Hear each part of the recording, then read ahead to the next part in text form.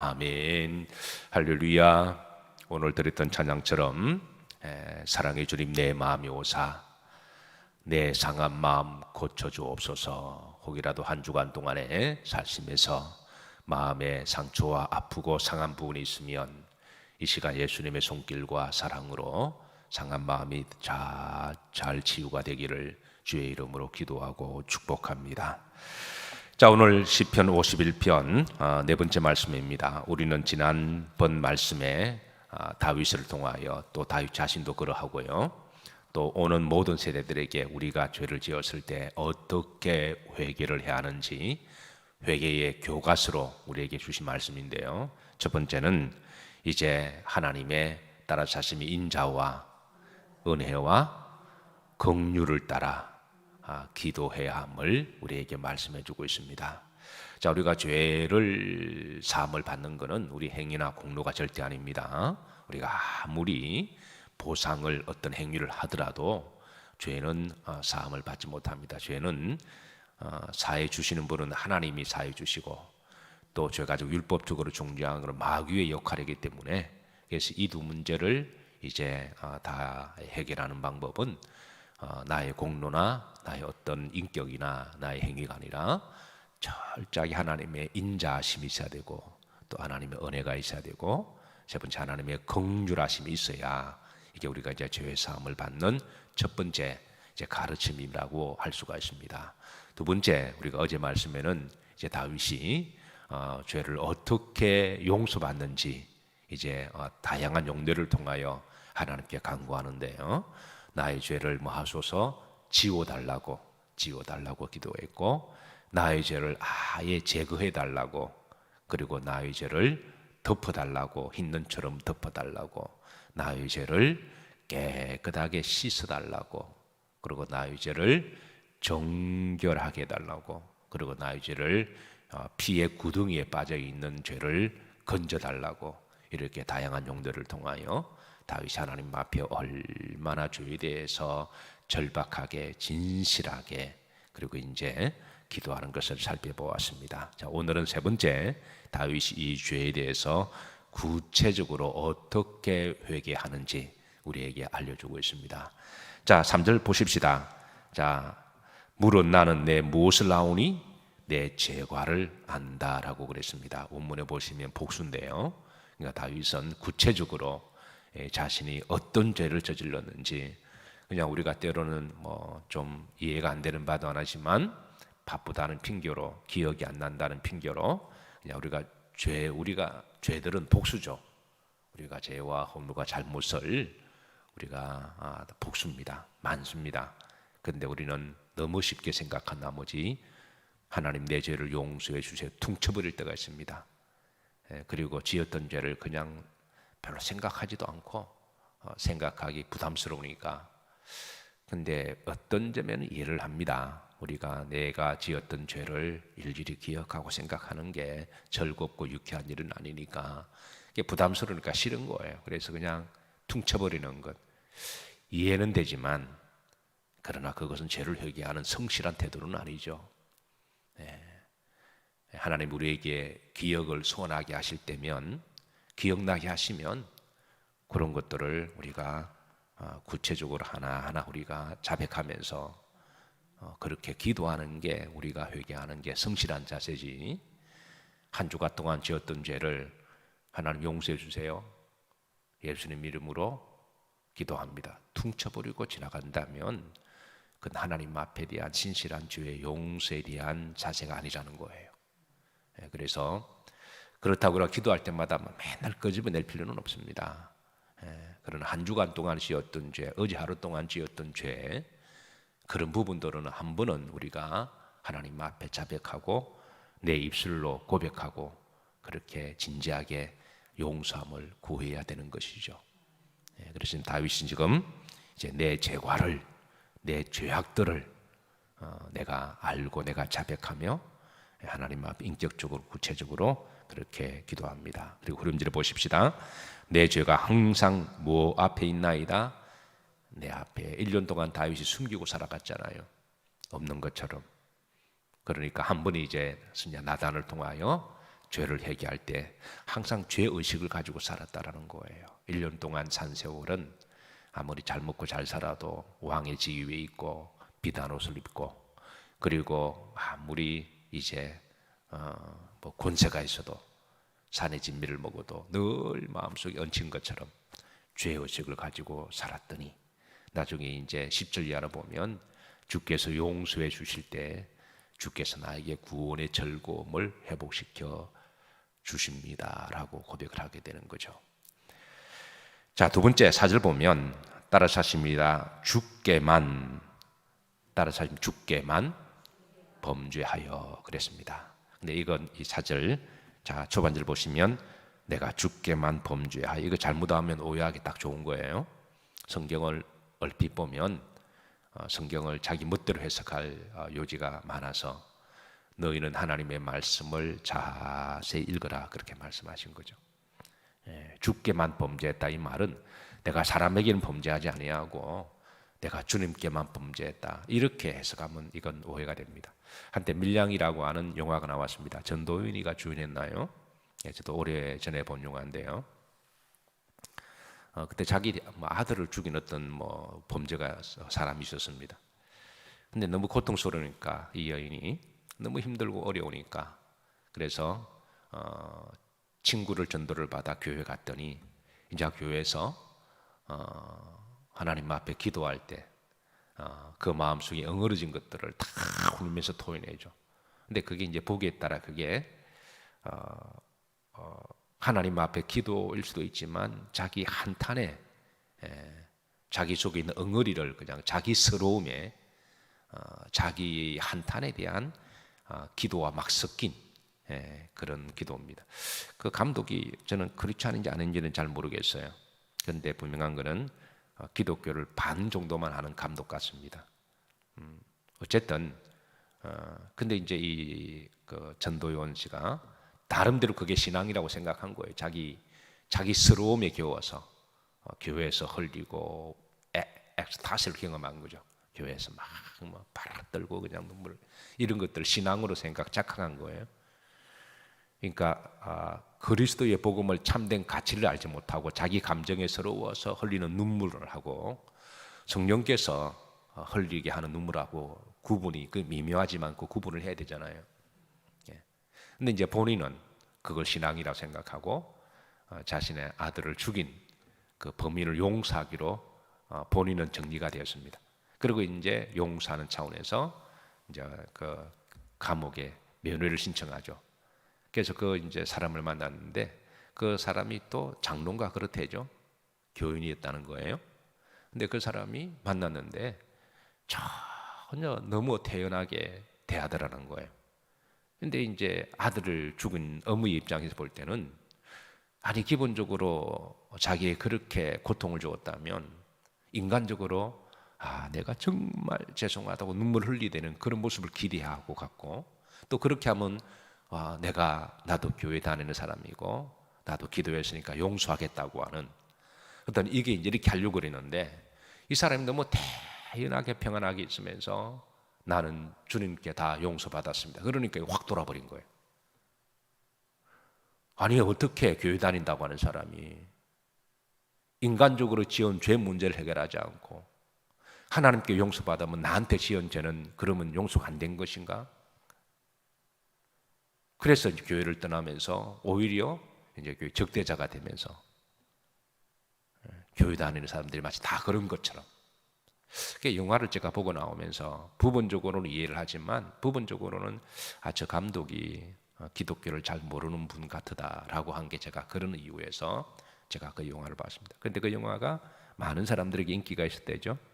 그 밀양이라고 하는 영화입니다. 저도 오래전 본 영화여서 잠깐 제가 좀 끌어들였는데, 그러니까 우리가 신앙생활을 잘못 오해하면 세상 사람들이 기독교인들의 신앙 행위에 대해서 굉장히 오해하기 좋도록 그런 신앙의 형태를 유발하게 만든다는 거예요.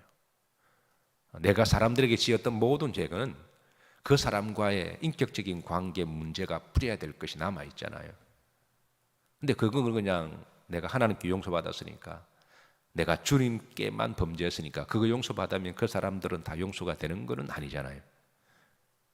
우리가 하나님께 용서함을 받는 것은 기본이고, 용서함을 받았다면 내 형제에게 화해하게 다시 와서 예배를 드리라 그러잖아요. 근데 여전히 그런 문제가 남아있는데, 그래서 신앙을 우리가 통합적으로 성경 전체를 보고 해석해야지, 꼭 한 부분만 보고 자의적으로 해석하는 곳에서 자기 이기적인 신앙이 나오고 자기 해석이 나오고, 또 한 발 더 나가면 이제 그런 것들이 이단이 나오는 거예요. 교주들이 나오는 거죠. 그래서 오늘 본문도 잘못 해석하면 다 그렇게 해석하기 좋은 부분입니다. 다윗이 내가 주께만 범죄하여 그랬습니다. 이 말은 다윗은 자기가 인간적으로 죄를 지은 부분에 대해서는 아까 이 3절에 나는 내 죄가를 아오니, 이거는 자기가 이제 우리아를 죽였던 우리아에 대한 죄가를 항상 죄에서까지 고백한 거고, 개인적으로 사람과 사람 사이의 죄가를 이미 다윗은 다 하나님 앞에 고백했습니다. 하나님, 내가 누구누구에게 죄를 범했습니다. 누구누구에게 죄를 범했습니다. 내 죄가를 아오니, 내가 늘 죄의식을 가지고 살아가오니 나의 죄를 씻어주시고 제거해 주시고 용서해 주시고 우슬초로 닦아주시고. 그래서 먼저 인간적인 그런 죄를 고백했다면 이제 그렇게 남아있는 게 하나님과의 관계잖아요. 그래서 내 죄가를 주께만이라고 하는 것은 주께만이 아니라 주에게 범한 범죄를 이야기합니다. 자, 세상 사람들은 하나님을 알지 못하는 사람도 반대입니다. 사람과의 죄 문제가 해결된 거로 생각하고 죄가 다 끝나고 생각합니다. 그런데 근본적으로 영적으로 죄의 문제, 죄의 권세를 붙들고 있는 분은 하나님이시고 마귀거든요. 판사가 벌금 내리고 감옥 가서 2년 살다고 해서 그 사람 죄가 다 해결된 건가요? 그러니까 인간들끼리는 해결되었지만 그 마귀가 그 죄의 권세를 가지고 있는데, 마귀가 그 죄의 대가로 지옥 가라 그러는데 그건 해결 안 된 거거든요. 그래서 우리는 죄를 회개할 때는 기본적으로 인간관계와 관계에서 우리가 해결해야 되고, 영적으로는 하나님과의 관계 해결돼야 됩니다. 그래서 이 두 문제가 해결 안 되면 이게 이제 또 혼동이 생기기 시작한 거죠. 내가 아무리 감옥 가서 죄값 치렀다 그래도 지옥 갑니다. 하나님과 해결 안 되면. 그래서 오늘 이제 다윗은 이 두 가지를 다 회개합니다. 두 번째가 내가 주에게 범죄한 죄가 있습니다, 이 말입니다. 사람하고 문제 아무리 풀었다고 할지라도 하나님과 풀지 않으면 그건 여전히 죄인이죠. 자, 그렇다면 밧세바와의 부적절한 죄는 두 사람과의 죄 문제이기도 하지만, 그건 인격 대 인격의 죄 문제였죠. 두 사람과의 은밀한 죄였지만, 그러나 십계명에 보면 7개를 범한 죄입니다. 하나님이 십계명에 7개를 간음하지 말라 그랬잖아요. 이게 간음하면 두 사람과의 문제이기도 하지만 영적인 하나님과의 문제, 이것도 풀어야 되잖아요. 우리아를 죽인 죄, 그건 우리아에게 정말 몹쓸 짓을 한 거예요. 사람을 죽였으니까, 우리아에게 살인죄를 했으니까, 우리아의 그 자녀들에게 얼마나 몹쓸 짓을 했습니까? 아버지가 죽었는데 그 자식이 볼 때는 다윗이 오행수죠. 근데 그 문제도 다윗이 이제 어떤 식으로든 자기 죄가를 고백하고 회개하고 보상을 해주고 그 문제를 정리를 했다면, 하나님에게 한 또 6개가 남아있잖아요. 그게 살인하지 말라는 죄잖아요. 그거 범했잖아요. 그 하나님께 용서받아야 되잖아요. 그동안 1년 동안 쉬쉬하면서 다윗이 얼마나 많은 거짓말을 했습니까? 그런데 십계명 가운데 거짓말하지 마라, 그 9번째 거짓을 말하지 말라, 9개를 범했잖아요. 그러니까 지금 다윗이 하나님 앞에 회개할 때에 사람에게 지은 죄와 하나님께 지은 죄를 이렇게 구분해서 내가 주에게 범죄를 했습니다 라고 회개 기도를 하는 거죠. 그러니까 우리의 기도가 바로 그렇게 기도가 되어야 될 줄 믿습니다. 자, 그 다음 세 번째, 악을 행했다고 고백합니다. 4절 중반절에 보면 주의 목전에 무엇을 행하여 싸우니 악을 행했다. 이 악이라는 말은요, 이거는 마귀시 됐다라는 거예요. 마귀시. 다윗은 믿음의 사람입니다. 그런데 다윗이 자기가 밧세바와의 관계, 그리고 우리아를 죽인 거는 정말 악한 짓이거든요. 그러니까 다윗이 자기가 모르고 했겠죠. 예, 믿음의 사람이니까. 그러니까 평소에 얼마나 믿음이 좋아요. 믿음이 좋은 사람도 그런 마귀의 영에 자기도 모르게 씌울 수가 있다라는 거예요. 그러니까 아마 다윗은 알고는 않았겠죠. 모르고 했겠죠. 그죠? 자기가 바세바와의 관계는 처음에는 일탈로 생각했는데 그런 죄가 계속 이렇게 이어지고 반복되고 합리화시키면서 덮을리다 보니까 자기도 모르게 어떤 짓을 했는데 그게 마귀짓이 되어버린 거예요. 가룟 유다가 그 예수님을 팔려고 하는 것들이 처음에는 가룟 유다가 예수님의 제자잖아요. 나중에 보니까 돌이켜보니까 마귀짓 한 거예요. 그러니까 우리 예수 믿는 사람들이 착각하지 말아야 될 게 나는 절대 마귀짓 안 한다. 모르고 할 수 있습니다. 알고는 안 하죠. 그런데 나중에 지나가 보니까 그때 모르고 마귀짓 한 거예요. 교회에서 별짓 다 하고 교회에서 멱살 잡고 싸우고 지나고 보니까 그 마귀짓는 거 시험 들고 상처 주고 물론 자기도 상처 받았다고 했겠지만 상처는 다 주고받는 거니까. 그러니까 지금 다윗이 이 악이라고 하는 건 이 마귀의 속성이 용례거든요. 이게 자기가 악한 짓 한 거예요. 하나님, 내가 알지 못했지만 내가 마귀죄 됐습니다. 그래서 바울은 선줄로 생각하는 사람은 늘 넘어질 걸 생각하라고 하신 게, 다윗도 자기도 모르게 마귀짓을 할 수가 있다면 예수님의 제자였던 가룟 유다도 그게 마귀짓을 할 수가 있다면 우리는 말할 게 없는 거죠. 그래서 우리는 늘 겸손하게 자기를 돌아보면서 크고 작은 허물과 죄가 있으면 바로 진실하게 회개하고 또 잘못된 길로 가면 바로 정리하고, 여러분 그렇게 죄의 문제를 바로바로 해결하는 게, 불신앙적인 문제를 바로바로 해결하는 게 그게 믿음의 길이고 복된 길입니다. 가랑비 옷 젖는다고 이렇게 불신앙 길을 그냥 대충 이렇게 하다 보면 자기도 모르게 어떻게 될지 모르는 거죠. 자, 다윗은 한 발 더 나아가서 원죄의 문제를 끄집어냅니다. 5절입니다. 내가 어디 중에 출생하였으며 죄악 중에서. 이걸 원죄를 이야기하거든요. 그럼지를 보시면 어머니가 죄 중에 나를 뭐하였나이다? 잉태했다라는 거예요.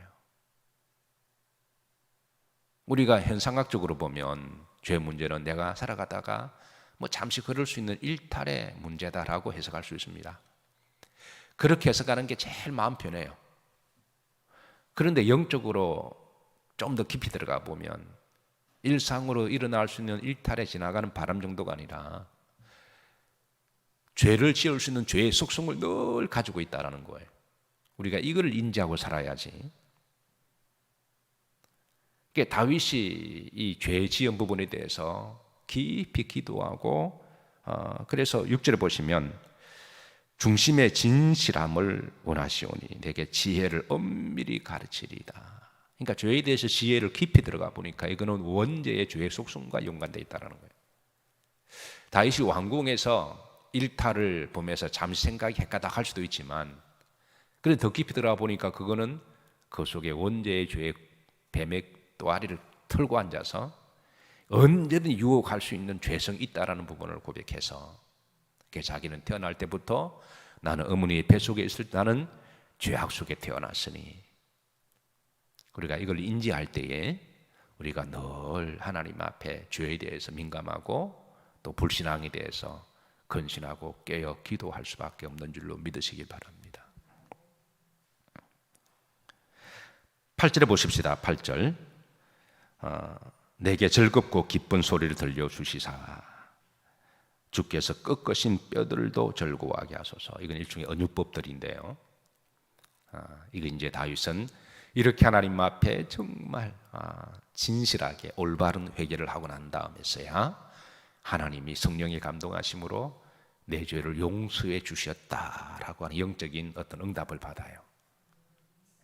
이 확신, 이 죄에 대해서 용서함을 받았다고 하는 이 확신, 구원의 즐거움, 이런 부분들을 이제 뼈가 꺾이는 소리, 이 부분은 은유법인데요. 이거는 이제 제사법과 연관되어 있습니다. 이 부분은 이제 다음 주에 to be continued라고 하는 말씀으로 나누도록 하겠습니다.